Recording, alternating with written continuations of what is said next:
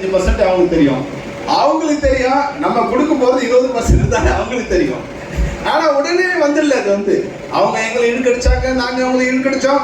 ஒரு 3 மாசம் நடக்க விட்டு அப்புறம் 22% கொடுத்தாங்க.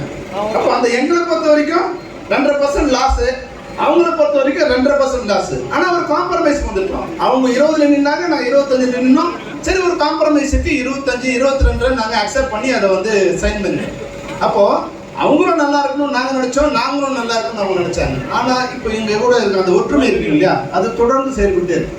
ஆனா இது எப்ப சாத்தியமாகும்? இந்த எங்களோட செய்திக்கு எப்ப வந்து வேல்யூ இருக்கும்?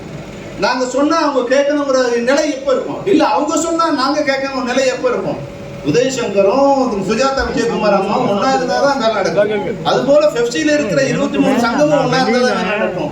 எல்லா உறுப்பினரும் ஒன்னா இருந்தாதான் வேலை நடக்கும். அது போல நம்ம சங்கத்துல எல்லாரும் ஒன்னா இருக்கும். சில நேரம் நிர்வாகம் வந்து ஒரு நடவடிக்கை எடுப்பாங்க. இதை கெடுக்கிறதுன்னு, அதாவது சில பேர் வந்து நம்ம ஒன்னா இருக்கிறதே பிடிக்காது. எவனாலும் வாழலாம், எப்படி ஒன்னாலும் இருக்கலாங்கிற மாதிரி சில பேர் இருக்காங்க. அவங்க வாழ்த்துட்டு இருக்காங்க. ஆனா என்ன நடக்கும்னா, நான் உங்களை வேலை செய்ய மாட்டேன்னு சொல்றது எனக்கு உரிமை இல்லை. ஆனா நான் யாரோட வேலை செய்யணும்னு சொல்றது எனக்கு உரிமை இருக்கு. அது முதல்ல